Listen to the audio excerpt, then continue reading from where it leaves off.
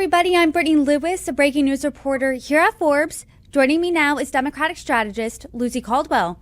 Lucy, thanks so much for joining me. Hey, Brittany, thanks for having me. Of course, I want to look ahead today and talk about 2026 and 2028 and what we can expect. But I think in order to do that, we should first talk about what we've seen in the past year. So I want to talk about Democrats specifically first. After the 2024 election, it really was a question of where does the party go from here? And it seems like they were lost in the political wilderness a bit.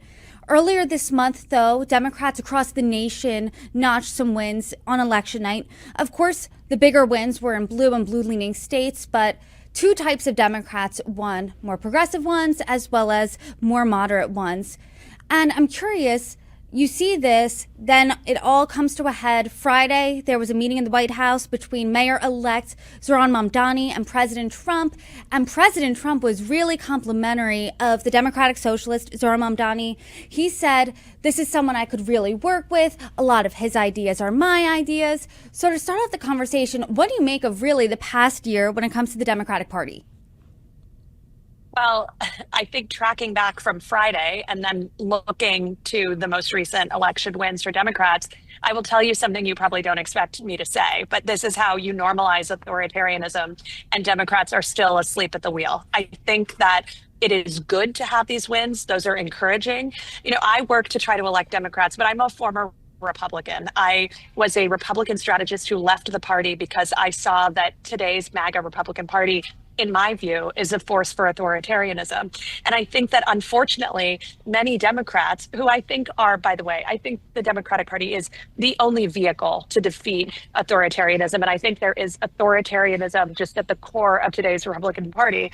They are still operating in a paradigm, like a 2012 paradigm. And so we see a win like the wins in Virginia where, look, it would have been really unprecedented for Spanberger not to win the governorship in Virginia, right? We usually see people switch.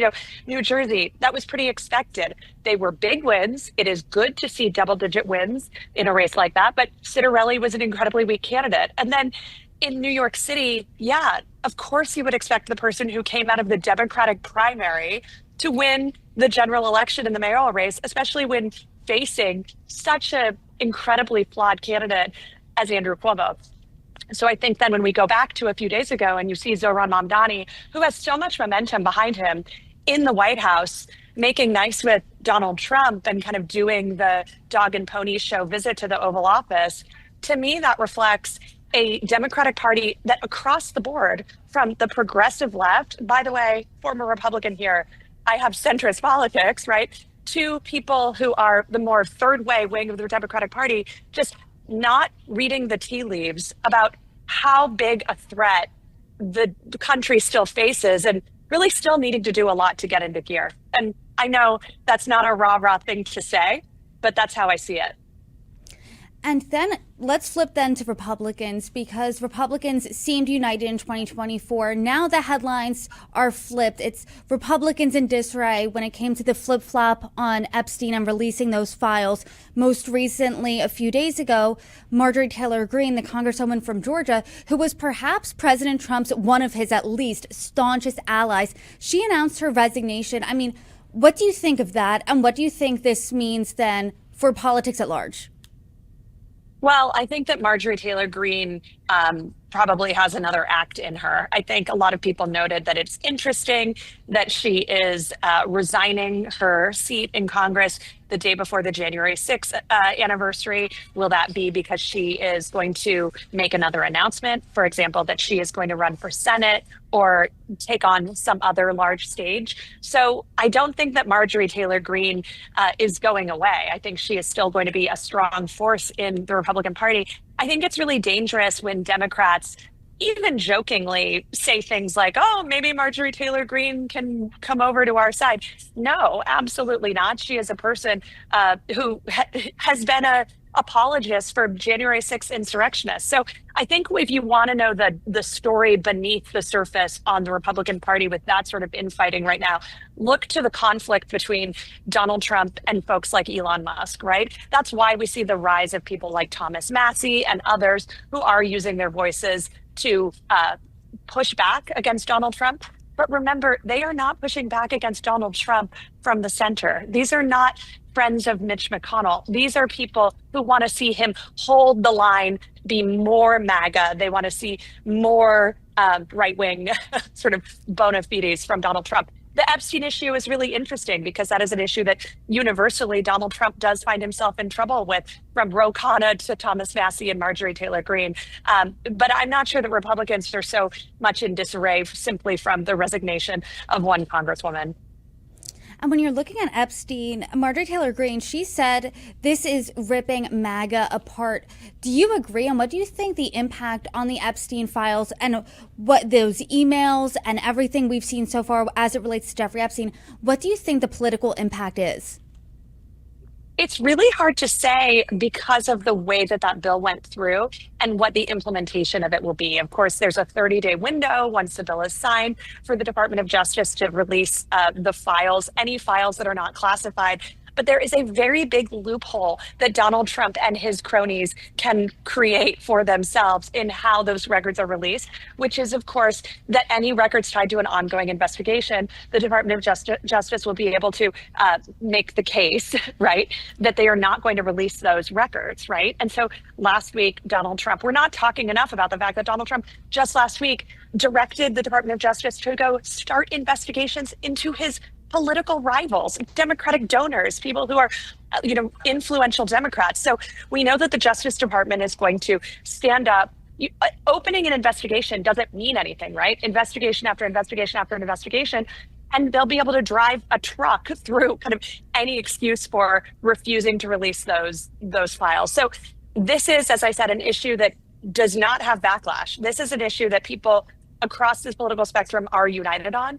And so I actually don't think that this issue is going away in terms of anger from the American people, but I also don't think that we're suddenly going to see the light of day in terms of transparency around Epstein. And to that point, I mean, there have been calls for release the files, release the documents when it comes to Epstein, really for years from both parties. Republicans were really loud, and some Republicans ran on that in 2024. So you don't think that this is going away anytime soon? I mean, what do you think the next iteration of this is? Do you think it would just be easier and almost the country could move on if everything was released all at once and then that was it? It's very hard to say because at this point, I mean, you mentioned Republicans running on this issue in 2024. Donald Trump ran on this issue in 2024. He ran on the issue of transparency around the Epstein files, even though Epstein was one of his best friends. So I think that the way that the Trump administration and Pam Bondi's Justice Department have behaved in the aftermath really makes the situation very tricky, such that I'm not sure there's any scenario where we could ever quell the conspiracy theories around Epstein or ever create for the American people a true sense that they've gotten the answers they deserve. And Democrats, when it comes to this in the political landscape now, have been really united in calling for more transparency. And when you look at other issues, the top issue in 2024 and now is affordability. And Republicans in 2024, they owned that issue. More voters thought Republicans could make things more affordable for people. Now in 2025, Democrats seem to own that issue. When you're looking ahead, how do you think, or who do you think is the party that right now is better equipped to continue owning this issue? Well, I think the Democrats are certainly in a better position now to make the case that the buck stops with Republicans who control every branch of government, right? When it comes to why are things not more affordable? And I think that Donald Trump, a person who is a multi-billionaire, right? Rolling out the sort of lines about, I don't want to hear any more about affordability because you can just go get your Walmart Thanksgiving dinner. Those are sound bites that reflect just being so out of touch with the experience of the American people who are experiencing high costs, continued inflation, really challenging affordability issues. Around the fight around the government shutdown in recent weeks, one of the things that was most interesting was the juxtaposition of issues on the Democratic side around things like renewing insurance subsidies, right, for the ACA premiums and others, juxtaposed with the things that Donald Trump's administration is choosing to spend money on: the ballroom, the new plane for Kristi Noem, the bailout for Argentina. So it's not necessarily even about the dollars and cents of, well, we're spending over here instead of over here. It's the let them eat cake feeling that gives the American people about how this Republican Party is operating while they continue to really face challenges that they thought would be relieved by now.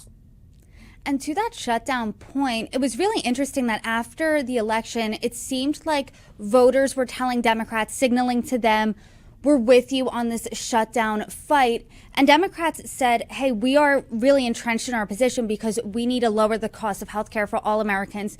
Then right after that, and it seemed like Democrats had more leverage at the moment. Then we see a small group of Democrats in the Senate vote with Republicans for that continuing resolution that ultimately opened the government. And they did not receive any concrete concessions when it came to healthcare. I mean, what do you make of that? Do you think, and I know a shutdown, a lot of people in the federal government, who work there, they weren't receiving paychecks. Shutdown's a horrible thing. But do you think that Democrats really dropped the ball when it came to that fight? I mean, what do you make of that? I do. I think that those 8 Democrats, really 7 Democrats and 1 independent, really, really did wrong by the caucus and actually also by the long-term interests of the American people in how they did that. Right. I think it will be interesting to see how this is reflected around the fight for Chuck Schumer's job and whether or not a replacement is coming.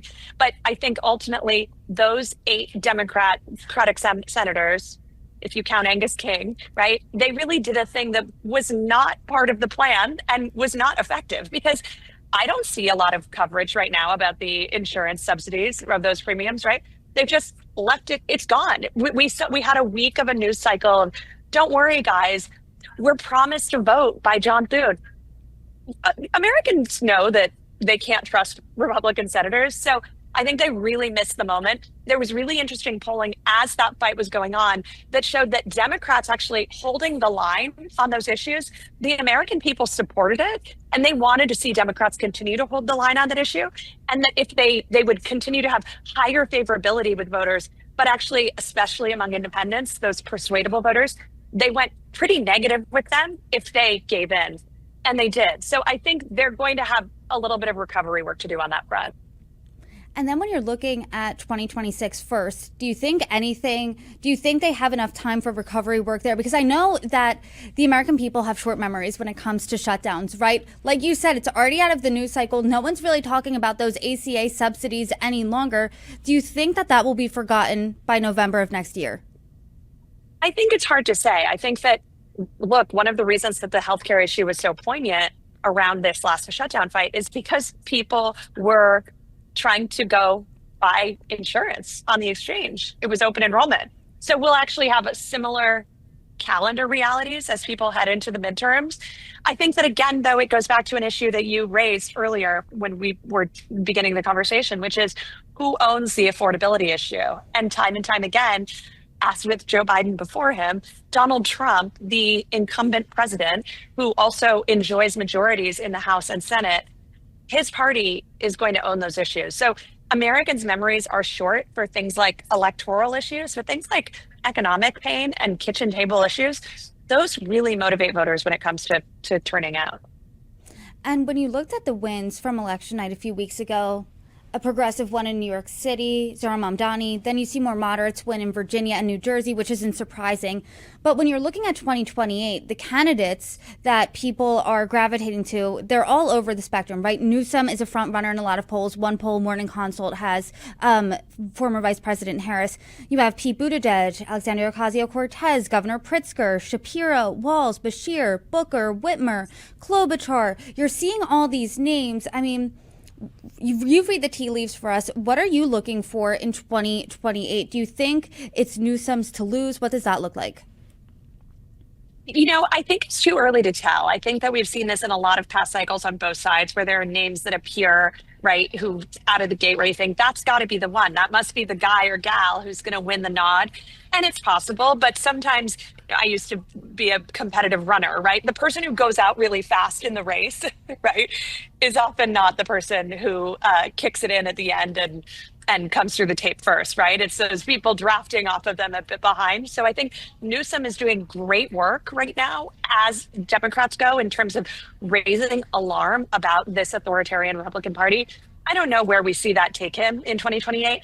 I think there are some names that you didn't mention. I actually think that Ruben Gallego is a very interesting candidate. He's the junior senator from Arizona. He is a person who really, I think, has a unique bent to how he talks. And he himself, of course, is a Latino man and talks a lot about those types of issues. That's a particular cohort of the Democratic Party that they used to count on that has gone away. And he's a person who beat Carrie Lake in that Senate race in the same year that Donald Trump also won the state of Arizona. So I think that those purple state senators and governors are really interesting. What I'm concerned about is what moves Republicans are going to make up and down the ballot right now that really could make it hard for us to have a fair election in 2028. So I think that as these candidates get out and spread messages around affordability, around issues to make people's lives better, we also have to keep raising the alarm, from my perspective, about the real threat that this Republican Party poses to the rule of law and ensuring that people are standing up and really trying to make sure we can shore up safeguards for our American democracy. And then when you look on the Republican side, it's a little less interesting because in all the polls, there's one very, very clear frontrunner, and that's Vice President J.D. Vance. Everyone else is in a distant second, third, and so on. And he's obviously the heir to what people are calling MAGA. I mean, who do you think on the Democrat side would be best equipped to go head to head with him? And I know that, like you said, it's too early to tell. Everything can change. I mean, we saw in 2015, Jeb Bush was the front runner and President Trump was in a way, way distant place, obviously, at how things change. But who do you think is one of those Democratic candidates who's best to go head to head with the heir apparent to MAGA? Ruben Gallego. I do think a Ruben Gallego JD Vance matchup would really take the wind out of the sails with someone like JD Vance, right? Similar tough background, tough childhood, really incredible sort of American story, veteran military record, put himself through Harvard as in ROTC, served in combat, I think creates a really interesting antidote to the phoniness of some of JD Vance's currently crafted narrative. But again, I think that we are not paying enough attention to the things that people like Steve Bannon are saying when they talk about a Trump third term and Trump and how that will unfold. Because I think that people now think, oh no, crisis averted, Donald Trump is going to go away and we're going to have a reset. Even if Donald Trump does not run for office or try to make the case for a third term in 2028, there is going to be some effort afoot among MAGA to keep the core Trump center in power. And that is the thing that I think is the biggest threat the American people face right now. So I think it's good to have our eyes on who will the elected officials be who throw their hats in the arena. But I think that there's a lot brewing under the surface with this Republican Party that people need to be paying attention to outside of the normal paradigm of sort of, say, circa 2012 horse race politics. So that's really interesting. And my last question to you then is maybe not who should be or who do you think is going to be leading the Democratic Party, but what exactly do you want to see them doing in the next year? And is that paying more attention to perhaps these far right media personalities, see what they're saying? Because it's not so much fringe anymore. It seems like a lot of people on the internet watch Steve Bannon, listen to people like Nick Fuentes. Do you want them to start listening to that and see where some people on the far right are getting their information? I'm so glad you mentioned that because it just struck me actually the other night. I was, doing the kind of doom scrolling as I was lying in bed trying to get to sleep, which is the opposite of how to get to sleep. And I saw this post from Candace Owens that is just completely insane, right? It was about the idea that French President Emmanuel Macron and his wife have, hired an assassin to kill her, like totally deranged stuff. But what was really deranged is how many mainstream right-wing media personalities were retweeting it and engaging it and saying, this is something we have to look at, like this is interesting. How did we get to this place where someone like that has such a big following? Well, one of the things that I think is happening on the Democratic side is that the Democratic Party has to change the way that they engage with media. The Democratic Party is constantly asking themselves, oh, how do we find the next Joe Rogan? We need our own Joe Rogan. Well, MAGA doesn't just have one Joe Rogan, right? They have millions of influencers, small and large, who have these really loyal followings. But on the left, I think there's been this centralized approach to media. There's been this fear of a sort of like dissemination of voices in a way where you can't control the message, right? But as you do that, that means that you don't have genuine voices and media personalities that people engage with, right? And so actually center-right media and far-right media feels like home to people, right? They feel like these are genuine, authentic voices. And so I think I would like to see Democratic power players focus on actually how to loosen the grip, actually, and empower influencers across the left-wing spectrum to go really connect with their audiences in authentic ways and not try to control what those people say. They're not going to be able to at all get to the point of being on par with Republicans between now and even 2028. But I think that trying to take some lessons from the structural playbook of right-wing media is the first step. Well, there's certainly a lot to look out for between now and 2026 and 2028 and beyond. And I hope that as we're looking, you can join me and break it down and discuss. Lucy Caldwell, thank you so much for joining me. You're welcome back anytime. Brittany, thank you so much for having me.